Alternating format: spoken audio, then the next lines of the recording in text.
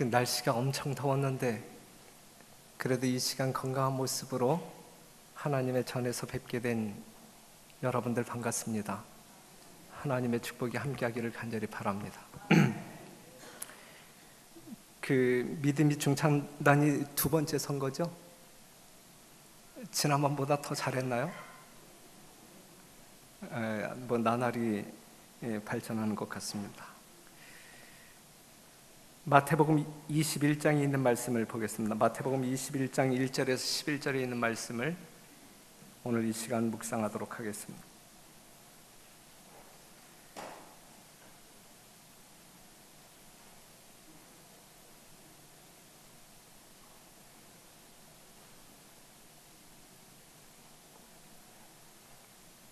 저희가 예루살렘에 가까이 와서 감람산 벳바게에 이르렀을 때에 예수께서 두 제자를 보내시며 이르시되 너희 맞은편 마을로 가라. 곧 매인 나귀와 나귀 새끼가 함께 있는 것을 보리니 풀어 내게로 끌고 오너라.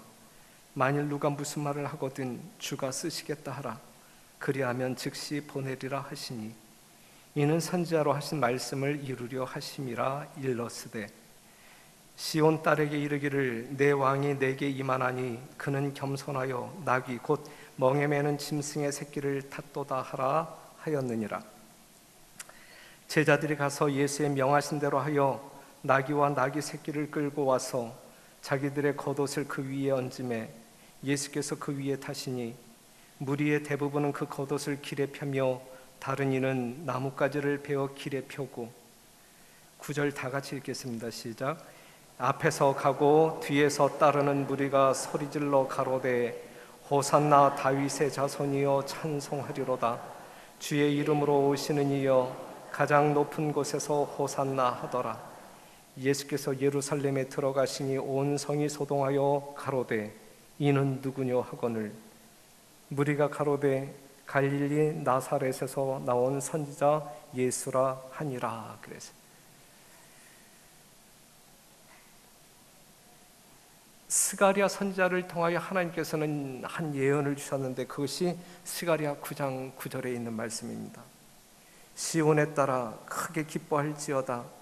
예루살렘에 따라 즐거이 부를지어다. 보라 내 왕이 내게 임하나니 그는 공의로우며 구원을 베풀며 겸손하여서 나귀를 타나니 나귀의 작은 것 곧 나귀 새끼니라. 스가랴 9장 9절을 통해서 스가랴 선지자는 이스라엘의 왕의 오심을 예언한 것입니다. 스가랴의 이러한 예언이 있은 지 500년이 지난 다음에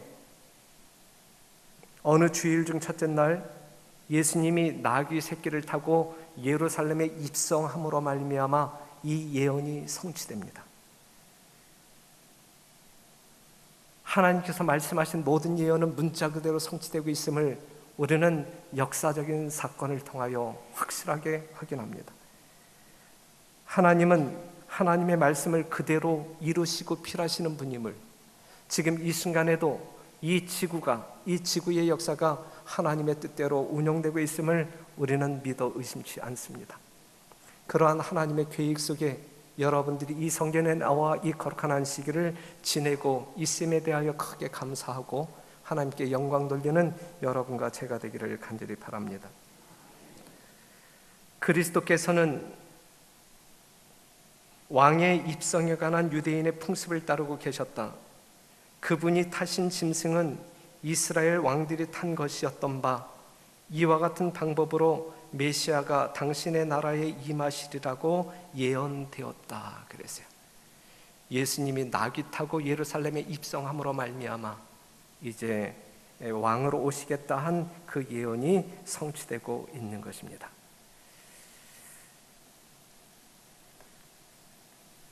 여러분들이 아시는 바대로 지금 예수님이 나귀 타고 예루살렘 성에 입성하는데 예수님이 무엇을 탔다라는 이야기는 처음 나오는 것이죠. 하나님의 보좌를 버리고 이 땅에 오신 예수님, 그동안 천국 복음을 증거하기 위하여 이 동네 저 동네 다 다니셨는데 뭐 타고 다니셨다는 이야기 들어보셨어요? 한 번도 없었어요. 그렇죠? 그렇게 바쁘고 힘들었어도 늘 도보로 다니셨던 예수님, 타본 적이 한 번도 없으십니다. 그런데 이제 타시려고 하는 거예요. 타시려고 하는 거예요. 그것도 자기 것이 아닌 남의 것을 빌려서 이제 타고 예루살렘에 가려고 하십니다. 우리가 말씀을 보게 되면, 본문의 말씀을 보게 되면 지금 이 나귀 새끼를 타고 가시는데 두 제자를 보냈죠. 그냥 끌고 오라 그랬어요. 끌고 오라. 주인의 허락을 득하지 않냐고 그냥 끌고 오라 그랬어요. 그랬을 때 뭐라고 이야기하게 되면 주가 쓰시겠다. 그러면 즉시 보낼 것이다. 이러한 말을 귀띔해 주어서 심부름을 시켰어요. 실제적으로 두 제자가 나귀를 풀러 이제 가져오려고 할 때에 야, 그걸 어디에다 쓰려고 하느냐. 그랬을 때에 주께서 쓰시겠다. 그랬을 때 그 나귀 주인은 어떻게 반응을 보였어요? 군소리가 있었어요? 없었어요? 군소리 하나 없이 즉각적으로 그 나귀를 보냅니다. 그 주인은, 그 나귀의 주인은 이 나귀의 실제적인 주인이 누구인지 알았어요? 자기가 그 나귀의 주인이라고 생각했어요? 아니면 주님이 그 나귀의 주인이라고 생각했어요? 주님이 그 나귀의 주인이라고 생각했을 것입니다. 나귀를 소유한 사람들이 이 사람밖에 없었을까요? 그런데 하나님께서는 어찌하여 그 나귀를 지적하여 가져오라 그랬을까? 예수님께서는 이미 그 나귀 주인의 마음을 아셨을까요? 아셨죠. 이렇게 한다 할지라도 그 나귀 주인은 정말 즉각적으로 군소리 없이 보낼 것임을 예수님은 아신 거예요. 그 마음 가운데 하나님을 경외하는 마음이 있고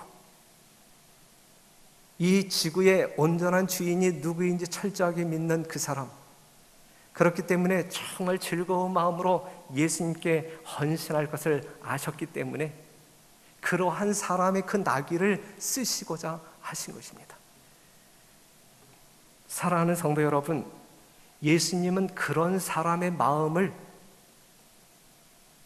사용하신다라는 사실, 그러한 마음을 소유한 사람을 의존하시어 하나님의 뜻을 이루신다라는 사실을 기억하시기 바랍니다. 오늘 이 시간에 여러분들이 어떠한 것을 주님께서 쓰시겠다라고 이야기할 때에 정말 군소리 없이 그냥 내어줄 수 있는 거룩한 천국의 마음을 소유하는 여러분과 제가 되기를 간절히 바랍니다. 하나님께서 여러분들에게 어떠한 일을 시킨다 할지라도 아무 군소리 없이 아멘하고 순종하는 여러분 되시기를 바랍니다. 하나님은 그러한 여러분들을 통하여 일하시고 그러한 여러분들의 마음을 받으심으로 말미암아 기뻐하신다라는 사실, 그러한 사람들이 하늘에 갈 것입니다. 예수님이 태어나셨을 때에 그가 누웠던 그 말 구유의 주인도 이 나귀의 주인과 같은 마음이었을 거예요. 우리 주님 이 땅에 오셔서 돌아가시는 그 순간까지 그러한 마음을 소유한 사람들을 통하여 환대를 받으셨고 영광을 받으셨다라는 사실, 이러한 작은 사건 하나를 통하여 우리가 어떠한 마음을 예비하고 있어야 하는지, 지금 우리의 마음의 상태는 질은 어떠한 상황 가운데 있어야 하는지 깨닫게 하는 사건입니다. 그들이 그렇게 쓰임을 받았다고 하면 오늘 이 시대를 살아가고 있는, 그 시대보다 하늘과 더 가까이에 살아가고 있는 이 시대의 이 백성들은 더 그러한 마음을 가져야 될 것이라고 생각되어져요. 여하튼 여러분들의 어떠한 것, 특별히 여러분들의 마음을 우리 주님께서 쓰시고자 하실 때에 아무 군소리 없이 아멘하고 빌려주는, 그리하여 하나님께 영광 돌리는 여러분과 제가 되기를 간절히 바랍니다. 예수님이 나귀를 타시자마자 승리의 함성이 하늘을 찌르게 됩니다. 모든 백성들이 정말 예수님이 이제 이 땅의 왕으로 군림하신다라는 사실을 확신하는 가운데 호산나 호산나 다윗을 외칩니다. 해방에 대한 백성들의 기대와 기쁨이 표현되어지고 있어요. 화려한 행렬과 웅장함으로 장식할 수는 없었지만 행복한 마음으로 그분에게 경배를 드리는 이 백성들의 모습이 얼마나 아름답습니까? 값진 선물을 드릴 수 없었지만 그들의 겉옷을 벗어서 가시는 길에 융단처럼 깔아놓는 그들의 행동, 얼마나 아름다운 행동이고 감동적인 행동입니까? 대형 깃발은 없었지만 종려나무 가지를 흔들며 호산나 호산나 외칠 때에 그 광경 또한 얼마나 아름답습니까? 계속적으로 불어나는 군중들, 예루살렘 성에 들어갔다가 이 대열에 참여하기 위하여 달려나오는 환영 인파들로 인하여 예수님 주변에는 구름대와 같은 사람, 종려나무 가지를 흔들면서 그 예수님을 찬양하는 그 모습은 너무너무 멋있는 광경입니다. 오늘 이 안식일을 보내는 우리 별내교회 성도들의 심령 가운데 정말 예수님을 둘러 진치고 찬양했던 이 시대의 이 군중들의 마음이 오늘 여러분들의 심령 가운데 가득 채워지게 되기를 간절히 바랍니다. 이제 예루살렘에서 온 무리들이 그 행렬과 합류하였다. 유월절을 지키려고 모인 군중 가운데 무수한 사람들이 예수님을 환영하려고 나왔다. 그들은 종려나무 가지를 흔들고 성가를 부르면서 그분을 환영하였다. 제사장들이 성전에서 저녁 제사를 위한 나팔을 불었지만 거기에 반응하는 사람은 거의 없었다.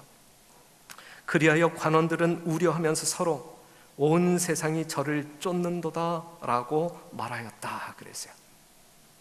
사랑하는 성도 여러분, 6월절 예루살렘 성전에서 6월절을 지키기 위하여 모인 수많은 사람들이요, 제사장이 나팔을 불게 되면 그 사람들은 어디로 모여야 마땅한 사람들이에요?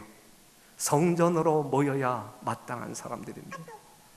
제사장들이 나팔을 아무리 크게 불러도 사람들이 성전으로 모이는 것이 아니라 누구에게 몰려들어요? 예수님께.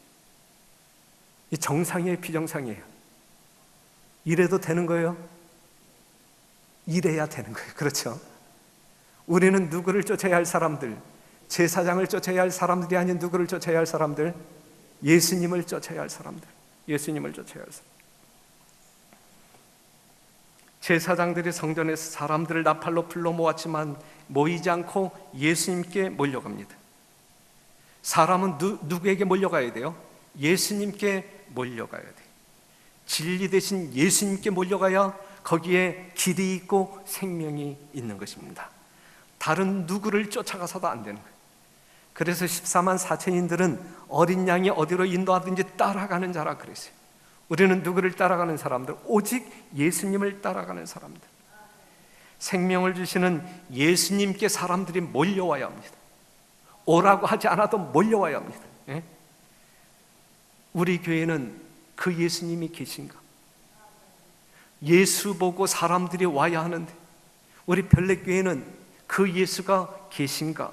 계시죠? 이 별내교회는, 다른 교회는 그 예수님이 없다 할지라도 이 별내교회는 그 예수님이 분명 계시다. 믿으시면 아멘. 그렇게 믿지 않는 것 같아요. 예?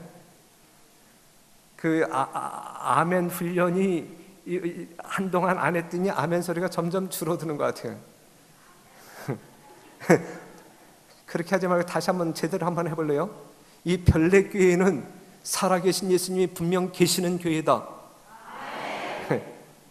아주 잘했어요. 이 재림교회에, 이 연합회에 예수님이 계셔야 되고 우리 서중환합회에 예수님이 계셔야 되고 이 별내교회에 예수님이 분명 계셔야 합니다. 그 결과로 사람들이 모이는 교단, 교회가 되어야 할 것입니다. 호산나 다윗의 자손이여 찬송하리로다. 주의 이름으로 오시는 이여 가장 높은 곳에서 호산나라고 부르짖는 환호성은 계속되었다. 예수님이 나귀 타고 예루살렘 성에 입성할 때에 또 다른 감동적인 장면 하나가 나오는데, 예수님 앞서 예수님의 길을 예비하는 사람이 누구였냐면 소경이었지만 예수님의 은혜로 말미암아 능력으로 말미암아 눈뜨임을 받은 그 소경이 예수님의 가는 길을 앞장서서 예비하고 있었다. 하나님의 능력을 경험한 그 사람이 정말 목청을 돋구어 찬양하면서 예수님의 길을 예비하는 이 장면은 얼마나 감동입니까?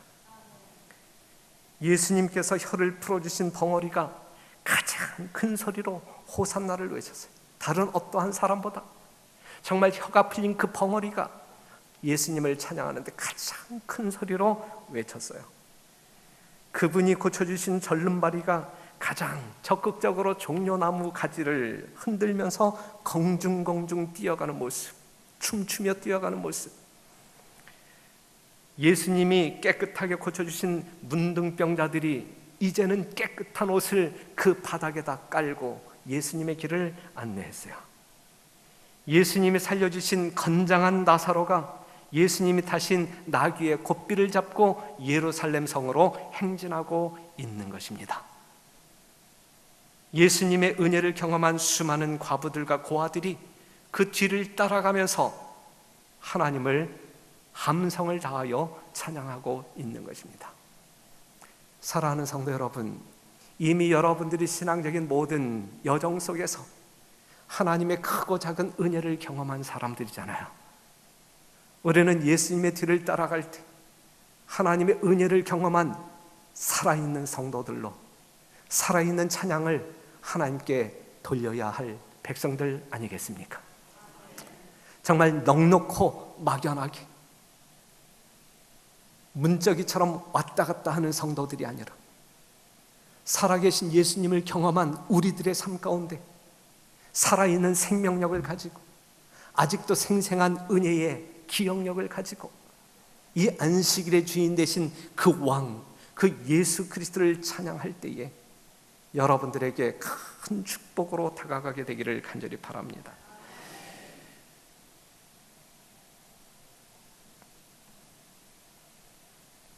이제 밖에서 엄청나게 큰 소리, 제사장이 나팔을 불러도 사람들이 모이지 않냐고 오직 밖에서 큰 소리가 나잖아요. 이때에 이 성전에서 봉사하는 지도자들이 밖으로 나갑니다. 선생이여, 당신의 제자들을 책망하소서. 그들이 부르는 그 찬양을 잠재우기 위하여 이제 예수님을 책망하면서 요구하고 있는 것입니다. 그때에 예수님께서 하신 말씀, 내가 너희에게 말하노니 만일 이 사람들이 잠잠하면 돌들이 소리 지르리라 그랬어요. 지금 예수님 주변에 모여있는 군중들이 불러대는 이 찬양은 어느 누구도 막을 수 없는 찬양이란 이야기예요. 그들이 목이 잘라진다 할지라도 그들이 찬양하기를 그치지 않겠다라는 그러한 분위기란 말이죠. 사랑하는 성도 여러분, 어느 누구도 막을 수 없는 그러한 찬양이, 그러한 믿음의 고백이 오늘 이 자리에 있는 여러분과 저의 찬양이며 고백이기를 간절히 바랍니다. 누가 뭐라고 한다 할지라도 여러분들 생애 가운데 동행하시는 예수 그리스도가 여러분들의 삶을 통하여 드러나는, 여러분들이 잠잠함으로 말미암아 그 예수가 숨겨지는 것이 아니라 여러분들이 목놓아 이야기함으로 말미암아 그 예수님이 여러분들 전면에 나서서 증거되어지는 놀라운 역사가 있게 되기를 간절히 바랍니다. 예수님이 지상에서 생애하는 동안에 단 한 번 경험하는 승리적 장면이 나귀 타고 예루살렘에 입성할 때, 수많은 군중들이 그를 따르며 호산나 찬양을 할 때, 정말 예수님이 난생 이 땅에 온 처음 경험하고 있는 놀라운 사건입니다. 그렇다고 하면 지금 예수님께서 나귀 타고 이 시점에 예루살렘에 들어간 이 공공연한 행동이 무엇을 의미하는 것이냐면 백성들이 유월절을 지키려고 예루살렘에 모여들고 있는 동안 원형적인 양이신 그분은 자원하여 자신을 제물로 구별하셨다. 인류의 구속을 위하여 죽기로 작정된 예수 그리스도가 이제 죽을 날을 받아놓고 제물로 성별되어진 날이 바로 이 행사였단 말이죠. 이후 모든 시대를 통하여 그분의 교회는 세상 죄를 위한 그분의 죽으심을 깊은 사색과 연구의 제목으로 삼아야 할 것이다 그랬어요. 사랑하는 성도 여러분, 예수님의 이러한 행렬은 예수님이 이제 잠시 뒤에 십자가에 죽으실 희생양으로 구별되어지는 하나의 상징이었다라고 하는 사실, 아주 엄숙한 시간이죠. 이 엄청난 행렬이 잠시 뒤에 십자가의 행렬로 바뀌어집니다. 여러분, 여기에서 우리가 하나의 변화를 볼 수 있는데, 지금 여기에서 호산나 호산나 다윗의 자손이 외쳤던 그들의 외침은 변함없는 외침이 아니었어요. 그들의 외침이 한순간에 바뀌어 버리는데 십자가에 못 박으소서 그러한 외침으로 바뀌어요. 있을 수 없는 상황 전개죠. 사랑하는 성도 여러분, 그렇기 때문에 오늘 여러분들의 심령과 저의 심령 가운데 살아계신 예수님을 굳게 붙잡아야 된다라는 사실이고, 아무리 이 마지막 시대에 아주 심각한 흔들림이 우리에게 다가온다 할지라도 흔들리지 아니하고 굳건한 믿음의 반석 위에 서야 된다라는 사실이죠. 호산나 다윗의 자손이요, 주님 오시는 그날 우리가 그 아침 그 찬양을 부를 때까지 변함없는 마음을 유지하게 되기를 바라고, 믿음을 지키는 여러분과 제가 되기를 간절히 바랍니다. 반역하여 십자가에 못 박으소서라고 하는 이야기는 결코 우리의 삶 가운데 경험되어지지 않게 되기를 이 시간 간절한 마음으로 호소합니다. 이제 그 수많은 행렬이 도성으로 내려가는 고개에 도달했을 때에 예수님의 발걸음이 멈춥니다. 여러분들이 아시는 대로 예수님을 따라가던 무리들의 발걸음도 멈췄어요. 예수님은 어디를 내려다보고 있었어요? 언덕에서 예루살렘 도성을 응시하고 있었습니다. 그 예루살렘 성은 정말 멋있었습니까? 석양에 비친 그 예루살렘은 너무너무 찬란했어요. 모인 사람들의 시선이 성전에 끌립니다. 너무너무 화려한 성전, 장엄하고 웅대하고 높이 치솟아 하늘을 가리키는 것처럼 보였어요.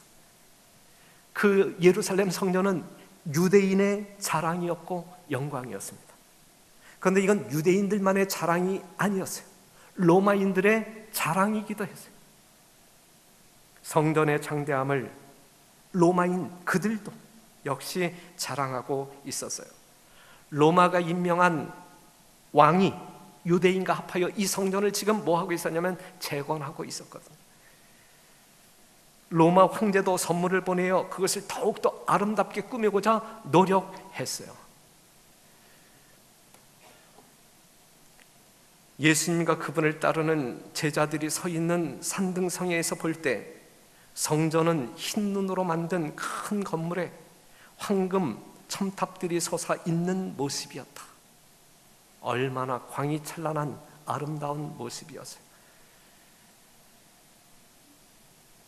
예루살렘 성을 바라보는 군중들은 크게 감탄합니다. 시대 소망이 있는 말씀을 보게 되면 크게 감탄한다. 그들은 그들과 같은 반응을 누구도 할 것이다.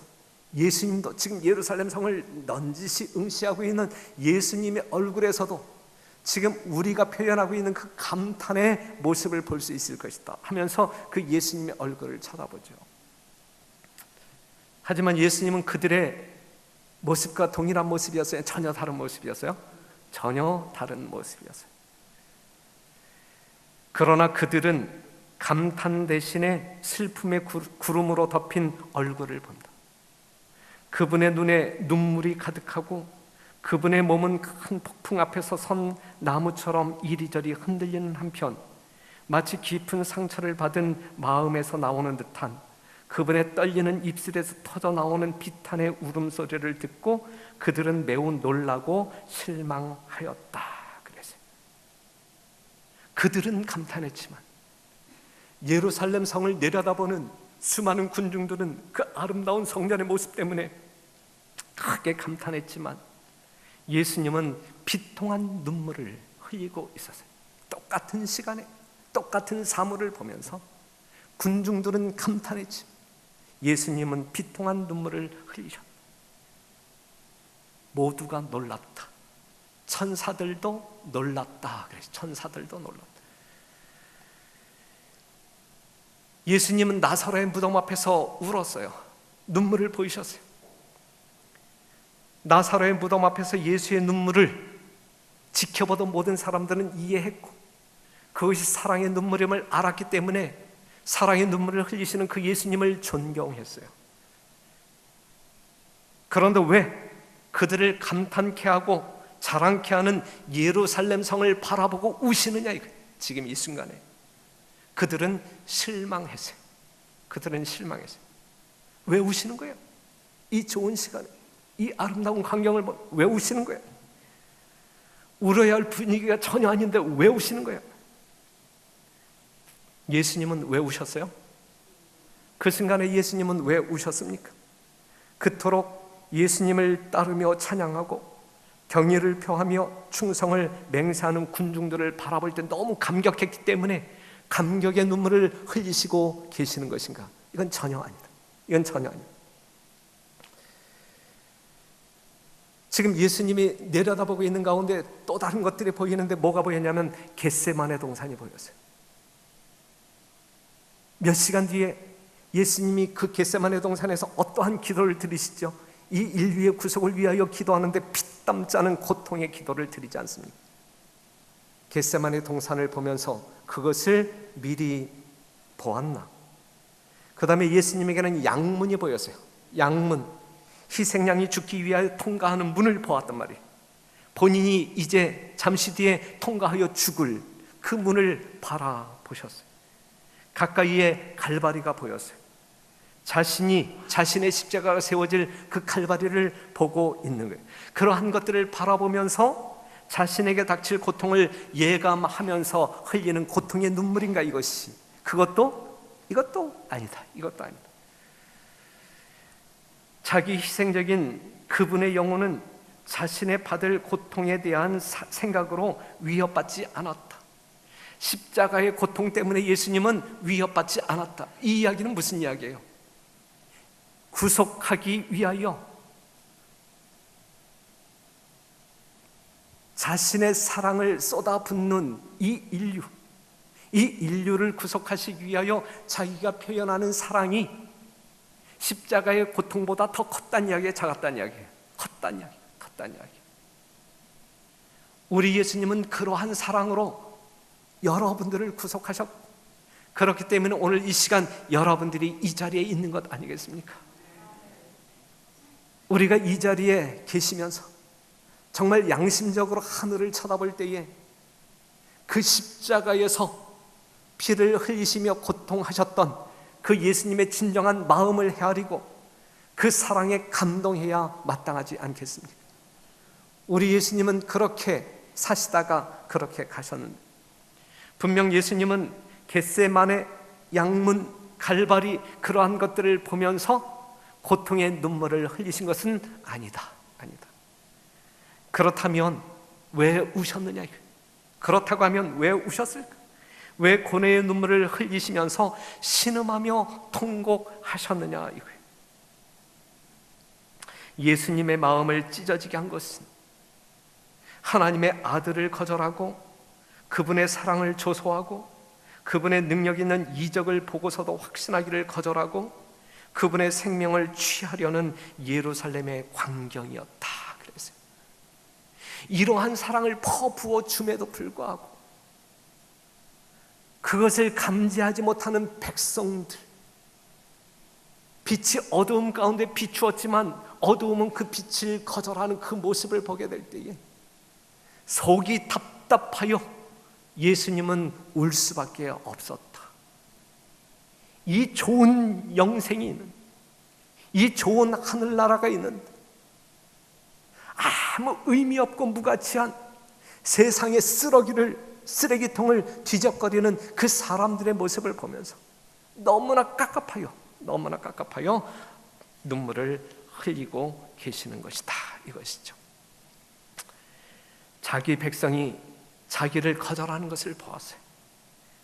사랑을 퍼부어 주었지만 거절하며 비웃는 자기 백성들을 보았어요. 이적을 행하시어 하나님의 능력을 확인시켜주지만 오히려 그를 죽이려고 하는 그 백성들을 보았어요.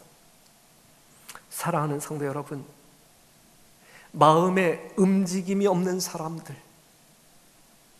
삶에 움직임이 없는 사람들, 변화를 추구하지 아니하는 사람들, 예수님의 사랑을 정말 거절하는 사람들, 그러한 사람들의 모습을 보게 될 때에 지금 예수님이 예루살렘 성을 내려다보면서 통곡하셨던 그 통곡이 오늘 이 시대에도 있다는 이야기.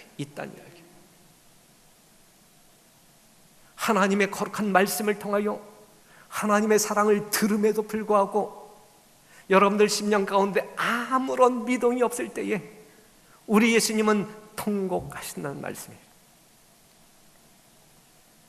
그리스도께서 예루살렘과 그 자녀들을 구원하시려고 오셨다. 그러나 바리새인들의 거만, 위선, 증오 그리고 악의 때문에 그분께서는 당신의 목적을 성취시키지 못하셨다 그랬어요.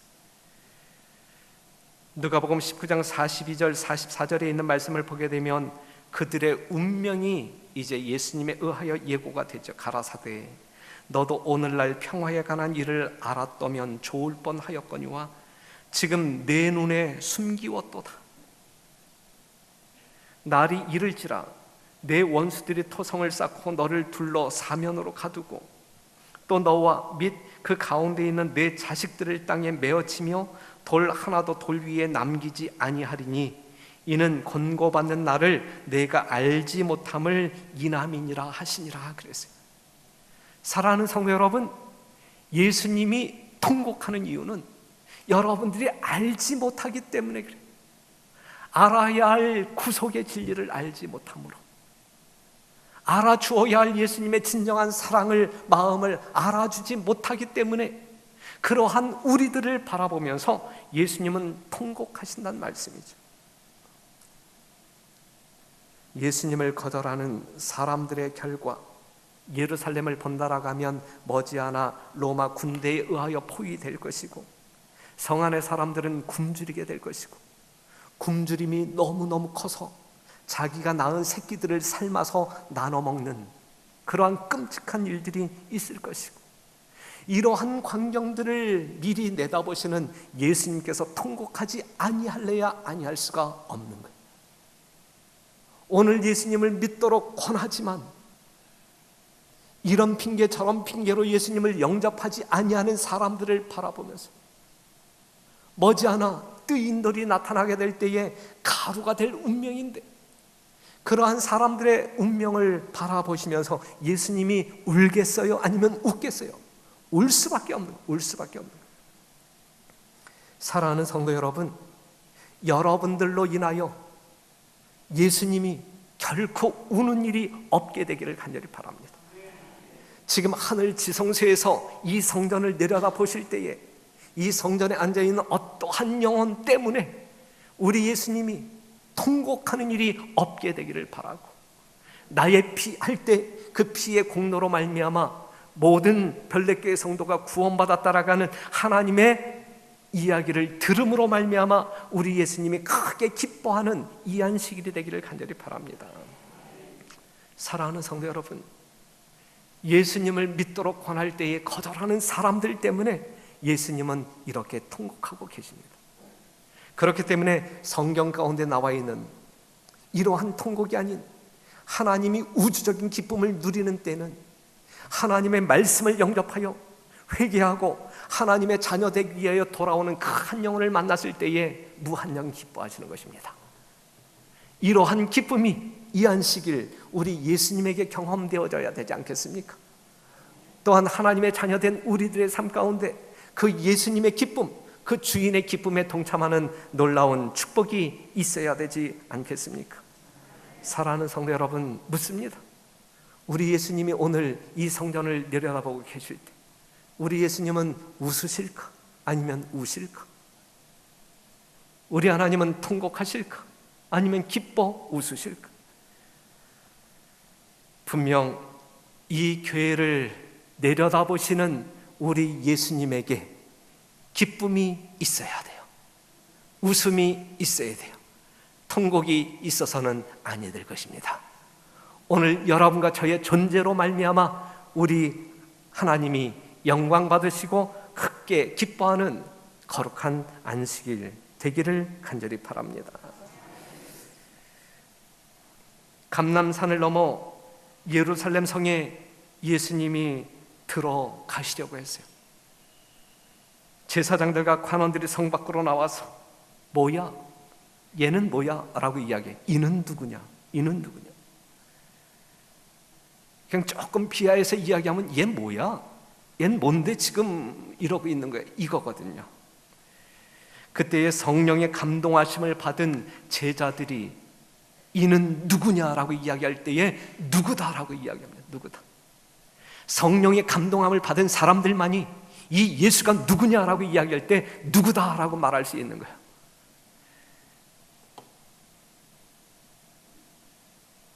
아시는 바대로 감동함을 받은 제자들이 누구냐고? 아담은 이 예수님에게 뱀의 머리를 상하게 할 여인의 후손이라고 증언했어. 바로 그분이야 라고 이야기하고 있는. 아브라함은 살레망 멜기세덱 평화의 왕이라고 이야기했어. 이분이 그분이야. 야곱은 실로라고 이야기해. 평화의 왕 실로.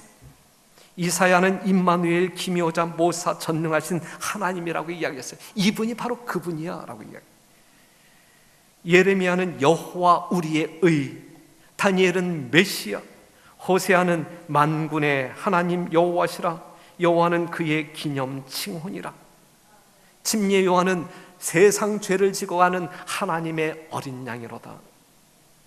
예수님의 제자들 중에서 성령의 감동함을 받은 사람이 이는 누구냐라고 이야기했을 때 이분은 바로 이러한 분이야 라고 담대하게 증언하고 있는 거예요. 성경에 묘사되어진 예수님에 대하여 증거하고 있는 거예요. 이 예수를 우리 하나님께서는 뭐라고 이야기했어요? 이는 내 사랑하는 아들이라 그래요. 사단은 이 예수를 뭐라고 이야기했어요? 나는 당신이 누구인 줄 아노니 하나님의 거룩한 자니이다. 사랑하는 성도 여러분, 지금 낙이 새끼 타고 예루살렘 성으로 죽기 위하여 들어가시는 그 예수님, 정말 세상 모든 사람들이 이 세상에 왕으로 군림하시는 그 예수라 믿고 정말 호산나 호산나 다윗의 자손의 찬양을 불러. 사랑하는 성도 여러분, 그 예수가 누구입니까? 여러분들에게 있어서 그 예수는 누구입니까? 별내교회 성도들에게 그 예수님은 누구이십니까? 뭐라고 말씀하실래요? 이는 누구냐라고 이야기할 때 여러분들은 뭐라고 말씀하실래요? 속히 오실 예수. 이 마지막 시대에 재림 성도로서 우리는 뭐라고 증언하실래요? 속히 오실 예수 아니겠습니까? 언제 오신다고요? 속히 오실, 오늘 저녁에도 오실 수 있는 그 예수, 그 예수를 맞이하기 위하여 정말 우주의 왕, 낙이 새끼 타고 오실 왕이 아니라 수많은 천사들의 옹의 속에, 하늘의 큰 나팔 속에 가장 영광스러운 우주적인 왕으로 재림하실 그 예수. 그때에 우리는 어떠한 모습으로 그 예수님을 맞이할 것인가? 맞이할 것인가? 가장 큰 기쁨으로, 말할 수 없는 기쁨으로, 가장 영광스럽게 그 예수님을 맞이해야 할 것입니다. 분명 그렇죠. 예루살렘은 그 예수님을 거절했을지라도 오늘 이 자리에 앉아 계신 여러분들은 우리 예수님이 우주의 왕으로 이 땅에 강림하실 때에 가장 기쁜 마음으로, 가장 열렬한 마음으로 그 왕을 영접해야 할 것입니다. 그 영광스러운 그날을 맞이하기 위하여 바로 오늘 이 시간, 이 순간 여러분들의 닫힌 마음 문을 두드리시는 예수 그리스도의 노크 소리를 들으신다라고 하면 주저함 없이, 아무 변명 없이 마음을 열고 예수님을 영접하심으로 말미암아 그 예수가 여러분의 왕이 되어 여러분들의 삶을 천국적인 삶으로 지배하게 되기를 간절히 바라면서 말씀을 마치겠습니다.